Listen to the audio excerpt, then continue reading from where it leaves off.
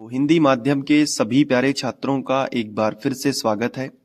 और आज का टॉपिक है गुणनखंड निकालना। ये क्यों जरूरी है? क्योंकि इसी की सहायता से हम एलसीएम और एचसीएफ निकालना सीख पाएंगे।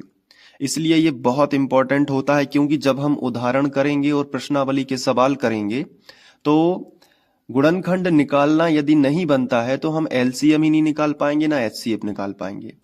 तो बहुत अच्छे से आज का टॉपिक समझना है, और जिस क्रम में मैं करवा रहा हूं उसी क्रम में आप नोटबुक में लिखते जाइएगा, ताकि जब आप रिवीजन करें तो आपको एक ही नजर मारने से पूरा फिर से याद आ जाए सब कुछ। तो शुरुआत करूंगा सरल से कठिन की ओर। पहले सरल गुणनखंड निकालेंगे, फिर कठिन। थोड़ा सा पेशेंस रखना, यदि आप पे कुछ बनता है थोड़ा बहुत इसके बारे में तो धीरज रख के देखना है, क्योंकि पूर्णता को प्राप्त तभी हो सकते हो जब आपके दिमाग में पेशेंस हो, थोड़ा सा धीरज हो। तो कोई भी संख्या है उसका गुणनखंड कैसे निकाल सकते हैं? एक सरल सी संख्या लेते हैं। जैसे आपके सामने एक संख्या ली है 12। बहुत सरल है, जिन पे बनता होगा उनको थोड़ा लग रहा होगा कि बहुत सरल है, लेकिन सरल से कठिन की ओर ही हम मैथ सीख सकते हैं। तो सबसे पहले क्या करना होता है, कोई भी संख्या आपको दी रही जिसका गुणनखंड निकालना है तो हम उसी संख्या के बगल से इस तरीके का एक स्ट्रक्चर बनाते हैं। पहले एक ऐसी लाइन खींचेंगे, खड़ी लाइन, और फिर हम एक आड़ी लाइन खींचते हैं। बिल्कुल जीरो से समझा रहा हूं, बहुत ध्यान से समझना। एक आड़ी लाइन इस तरीके से खींच लेते हैं। उसके बाद जिस भी संख्या का हमें गुणनखंड निकालना होता है वो संख्या हम यहाँ पे लिखते हैं। तो हमने यहाँ पे वो संख्या लिख दी। अब यहाँ पे हमें एक दूसरी संख्या लिखनी होती है जो हम अपने दिमाग से सोचते हैं। तो वो क्या होगा? देखो, गुणनखंड निकालने के लिए कुछ संख्याओं से हम स्टार्ट करते हैं। मतलब कहा जाता है कि कोई भी संख्या का अगर हमें गुणनखंड निकालना है तो सबसे छोटी संख्या 2 से ट्राई करो पहले। जब 2 से भाग नहीं जाता है तो फिर 3 से ट्राई करो, और जब 3 से भाग नहीं जाता है तो फिर 5 से ट्राई करो। ये आपको कुछ संख्याओं के क्रम याद रख लेने हैं कि सबसे पहले हमें 2 से भाग देने की कोशिश करना है 12 में। अगर 2 से भाग चला गया तो अच्छी बात है। अगर 2 से भाग मान लीजिए उस संख्या में नहीं गया, कोई दूसरी संख्या है, तो फिर किससे ट्राई करना है? 3 से। नियम यही कहता है। अगर मान लीजिए कि 3 से भी भाग नहीं गया तो फिर किससे देना है? 5 से। इसके बाद ये क्रम चलता जाएगा, फिर आप 7 से ट्राई करेंगे। 7 से भी नहीं जा रहा है तो फिर 11 से आपको ट्राई करना है, और 11 से भी नहीं जा रहा है तो फिर आप 13 से कर सकते हो। फिर 13 से भी नहीं गया तो 17 से कर सकते हो, और 17 से भी नहीं गया तो फिर क्या करोगे? 19 से ट्राई करोगे, और 19 से भी नहीं गया तो 23 से, और इस तरीके से इतने में आपका भाग चला जाएगा। ठीक है? तो ये जो है, इसके आगे भी संख्याएं होती हैं, बट 10th लेवल पे इतना ही आपके लिए पर्याप्त होगा। तो सबसे पहले नियम के अनुसार चलना है। सबसे पहले 2 से भाग करने की कोशिश करना है इस 12 में। चलिए, तो 2 से भाग कर देंगे तो 2 की टेबल पढ़ना है। 2 की दूनिया, 2 एकम 2, 2 दूनी 4, 2 तिया 6, 2 चौके 8, 2 पंचे 10, और 2 छः 12। कितने बार में गया? 6 बार में गया। जितनी बार में भाग जाता है वो संख्या हम नीचे लिखेंगे, फिर हम 2 से ट्राई करेंगे, क्योंकि हमारा नियम यही कहता है कि कोई भी संख्या सामने हो नियम से चलो। फिर से 2 से भाग करेंगे। अगर 2 से इसमें नहीं गया तो फिर आगे बढ़ेंगे 3 से। अगर 2 से भाग जाता ही जा रहा है तो 2 से ही करिएगा। तो फिर से हम 2 से ही भाग करेंगे। तो 2 तिया 6 है ना। अब आ गया 2 का, हमने टेबल पढ़ा, 2 की दुनिया पढ़ी, तो 3 बार में 6 आता है। 2 तिया 6, तो 2 का 6 में भाग 3 बार गया। अब देखो, अब यहां से अगर हम 2 से ट्राई करेंगे तो नहीं जाएगा, क्योंकि 3 जो है 2 की टेबल में 3 नहीं आता है। तो फिर कितने से करेंगे? 3 से ही कर देंगे। तो 3 एकम 3, एक बार चला गया। जैसे ही नीचे यहां पे 1 आया, समझ जाइए कि गुणनखंड विधि समाप्त हो चुकी है। उस संख्या के इतने ही गुणनखंड आ सकते हैं, क्योंकि नीचे क्या आ गया? 1। अब 1 का भाग नहीं करना। ठीक है? तो हम लिख सकते हैं कि जो 12 संख्या है इसकी जो ये गुणनखंड आए हैं 12 बराबर, वो हम ऐसे लिख सकते हैं 2 गुणित, जो भी संख्या आती है ना ये किनारे पे, उनको हम गुणा लगा के लिखते हैं। तो जैसे 2 गुणित 2 गुणित 3। क्लियर हुआ कि नहीं? तो ये, और ये जो है 12 के क्या है, अभाज्य गुणनखंड कहलाते हैं। ये गुणनखंड तो है लेकिन कैसे वाले हैं, अभाज्य गुणनखंड इनको हम बोलते हैं। तो हम ऐसे भी लिख सकते हैं कि 12 के क्या है, ये अभाज्य गुणनखंड है। तो ये चीजों का जो है ध्यान आप रखोगे तो बहुत ही अच्छे से आप गणित सीखते जाओगे। तो ये क्या है, 12 के अभाज्य गुणनखंड। अब इनको लिखने का जो तरीका होता है, एक तरीका और चलता है। जैसे अगर कोई संख्या रिपीट हो रही है, अगर कोई संख्या 2 बार लिखी है तो उसको हम एक बार ही लिख के जितने बार रिपीट हुई है उतने की घात लगा देंगे। जैसे 1 और 1 2, 2 बार रिपीट हुई है ना तो 2 की घात लगा देंगे, और 3 एक ही बार है तो उसको हम ज्यों का त्यों लिखेंगे। तो ये तरीका भी काफी ज्यादा फेमस है। तो किसी भी संख्या का जो गुणनखंड आप निकालोगे उसके बाद आप उसको घातों के रूप में भी लिख सकते हो। जैसे अब एक दूसरा एग्जाम्पल आपके सामने लेता हूं और आपको प्रैक्टिस करनी है यहीं अभी वीडियो को पॉज करके। कैसी प्रैक्टिस करोगे, मैं आपके सामने एक संख्या दे रहा हूं 18। अब आप इसका उभयनिष्ठ जो अभाज्य गुणनखंड है वो निकालिएगा। ठीक है, तो चलिए शुरू हो जाइए। चलिए अब आप मैं करके बताता हूं कैसे करोगे। 18 के अभाज्य गुणनखंड कैसे निकालोगे, आप किनारे पे 18 लिखोगे, उसके बाद एक खड़ी लाइन और एक आड़ी लाइन, इस तरीके से। अब शुरुआत किससे करनी है, 2 से करनी है, तो 2 से भाग दो। 2 की टेबल में क्या 18 आता है, बिल्कुल 2 इनाम 18, 9 बार में आता है। तो जितनी बार में आता है उतनी संख्या नीचे आ जाएगी। फिर 2 की टेबल में क्या 9 आता है, 2 की दुनिया में क्या 9 आता है, आप कहोगे नहीं आता। तो 3 की टेबल में आता होगा, बिल्कुल, क्योंकि 2 के बाद फिर किससे ट्राई करना है, अगर 2 से भाग नहीं जाता तो 3 से। तो 3 से ट्राई कर लेते हैं, क्योंकि 2 की टेबल पड़ी 2 एकम 2, 2 दूनी 4, 2 तिया 6, 2 चौके 8 और 2 पंचे सीधा 10 होता है। 9 तो आया नहीं, तो अब 3 से करा यहां पे। तो 3 तिरका 9, 3 बार में 9 आता है, 3 तिरका 9। क्लियर हुआ कि नहीं। फिर 3 से फिर हमने भाग कर दिया, क्योंकि 3 ही लिखा है तो उसी संख्या से हो जाएगा, 3 एकम 3।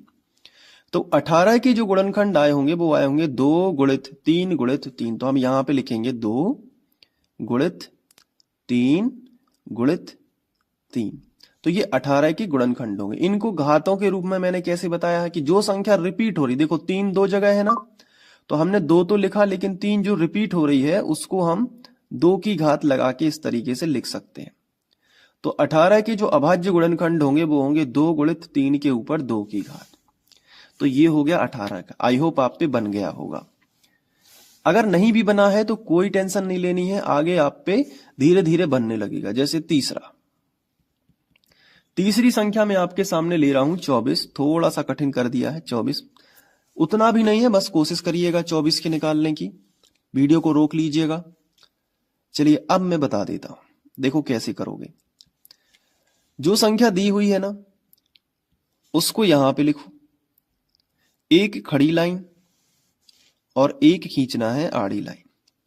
अब 2 की दुनिया तब तक पढ़ना है जब तक 24 ना आए।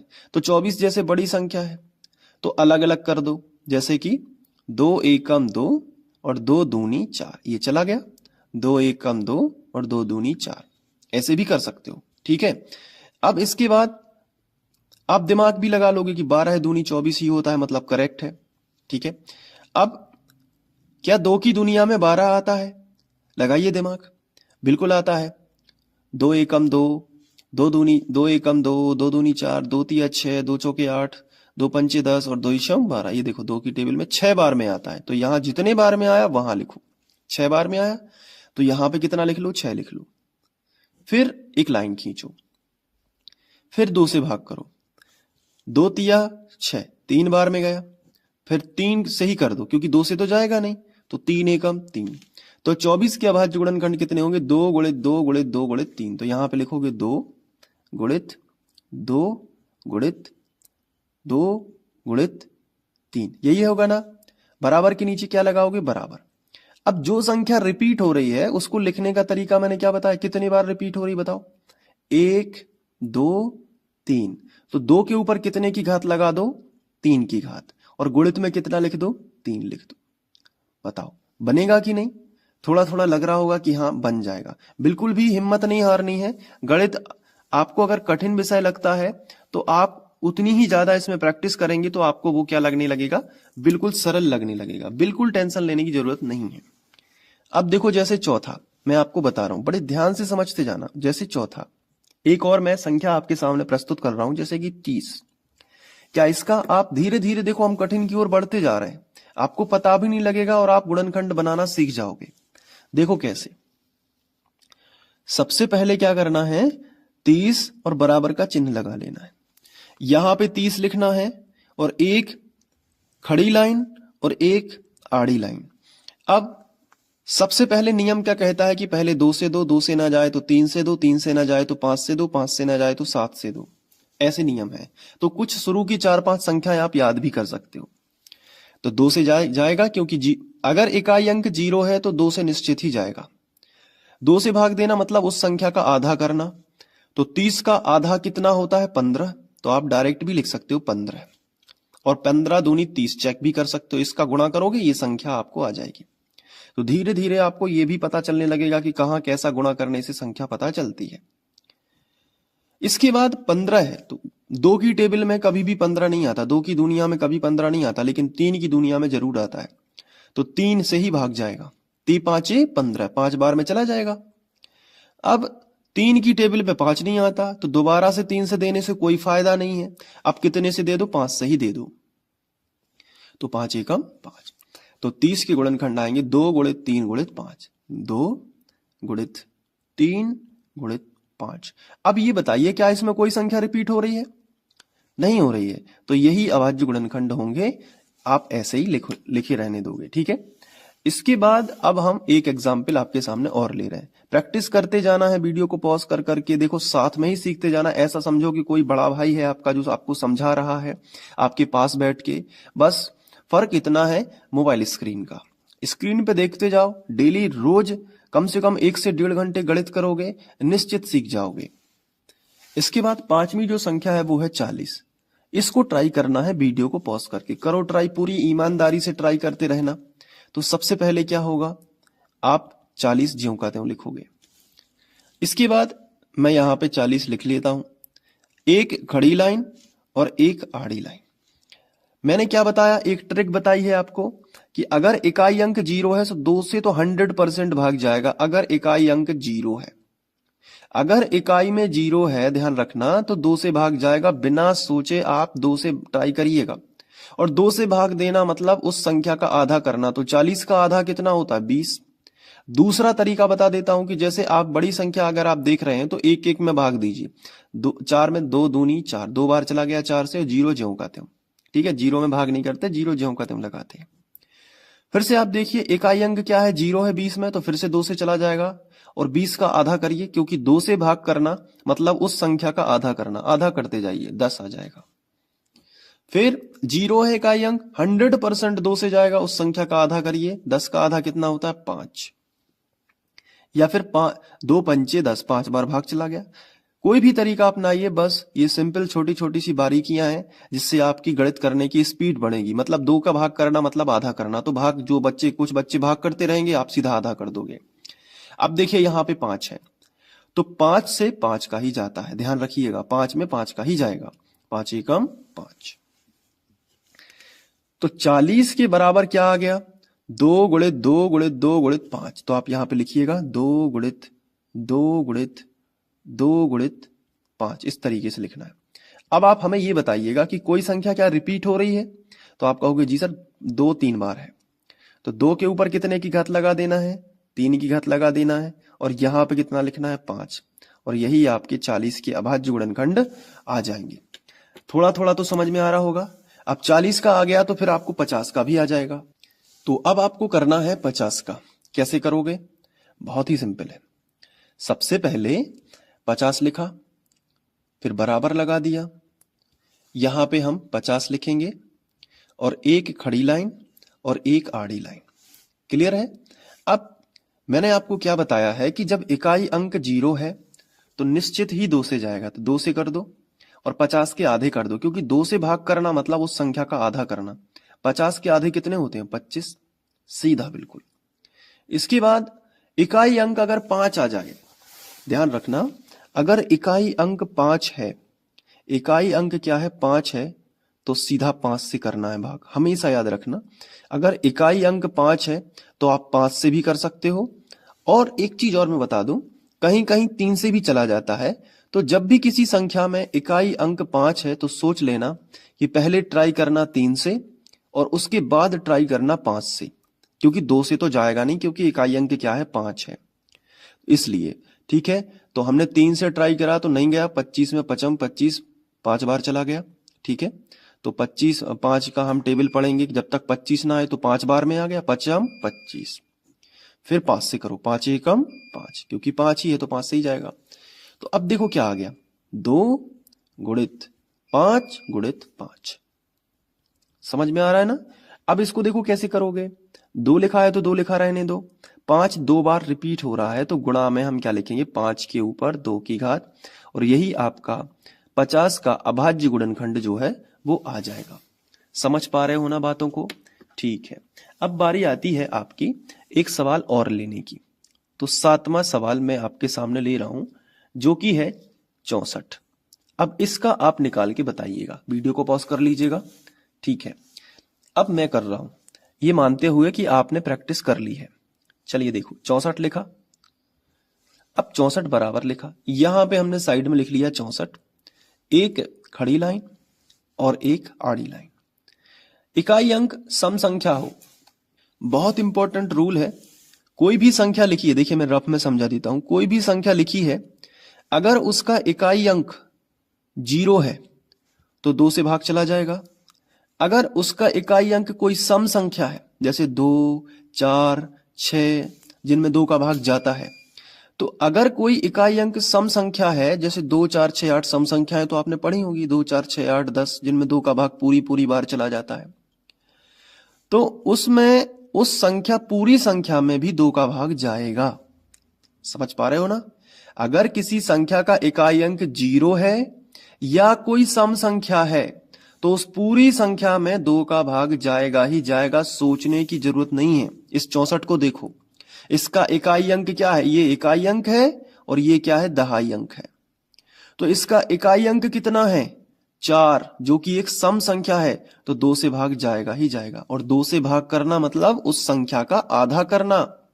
तो 64 का आधा कितना होता है बता दो, तो 3 का आधा कर लो, 6 का आधा कितना हो गया 3, और 4 का आधा कितना हो गया 2, तो 64 का आधा कितना हो गया 32। अब फिर से इकाई अंक 2 है, यानी एक सम संख्या है, तो 2 से भाग फिर से जाएगा।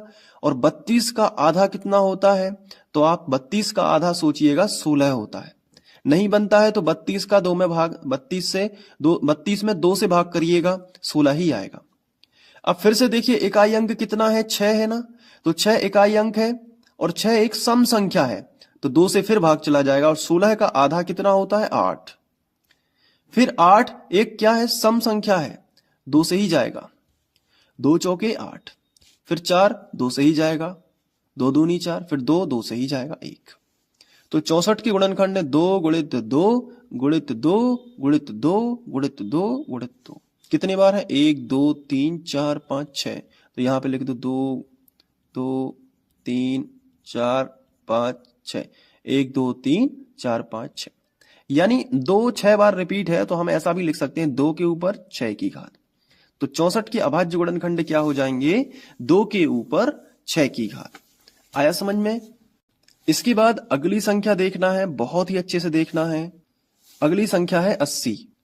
अब इसके अभाज्य गुणनखंड आपको निकालना है। कैसे लिखोगे, सबसे पहले 80 लिख लिया, बराबर का चिन्ह लगा लिया, यहां आ गए साइड में 80 लिखा, एक खड़ी लाइन और एक आड़ी लाइन। इकाई अंक 0 है, 2 से जाएगा, 2 का मतलब 2 से भाग करना मतलब संख्या का आधा कर देना, तो 40 दूनी 80 होता है। फिर इकाई अंक ये 0 है, तो 2 से जाएगा 20 कर दो, फिर 2 से जाएगा 10 कर दो, फिर 2 से जाएगा 2 पंचे 10 कर दो, 5 से जाएगा 5 एकम 5 कर दो। तो ये वाली स्पीड भी आपकी धीरे धीरे आ जाएगी अगर आप अच्छे से प्रैक्टिस करते जा रहे हो। तो जो 80 है इसको हम लिख सकते हैं 2 गुणित 2 गुणित 2 गुणित 2 गुणित 5। इस तरीके से हमने लिख लिया। गुणित कितना लिख लिया 5, कितने बार 2 है, 1 2 3 4, तो यहां भी देखो 1 2 3 4 बार 2 है, गुणित कितना हो गया 5। यानी 2 के ऊपर 1 2 3 4 की घात, 2 के ऊपर कितने की घात लगा देंगे, 4 की घात, और गुणित कितना कर देंगे, 5 कर देंगे। और यही हमारा जो है 80 के अभाज्य गुणनखंड के तौर पे हम लिख सकते हैं। अब इसके बाद कुछ आपके लिए प्रैक्टिस के लिए दे रहा हूं, तो इनको जरूर करिएगा। जैसे कि 120 है, इसको आपको करना है, 210 है, इसकी भी प्रैक्टिस करना है, और 150 है, इसकी भी प्रैक्टिस करना है, और 625, इन सभी के आपको गुणनखंड निकाल के देखना है। ठीक है, इन सभी के गुणनखंड की प्रोसेस आपको करके देखना है, और ये भी चेक करना है कि बन रहा है कि नहीं। ठीक है, आपको ये जो है सवाल में यूज होंगे। 625 में भाग इकाई अंक है 5, तो 5 से ट्राई करना है, 0 है 0, 2 से ट्राई करना है, इतना भी मैंने बता दिया। अब आपको इनको करना है, और इनके जो भी आंसर आएंगे वो नोटबुक में भी लिखते जाना है। तो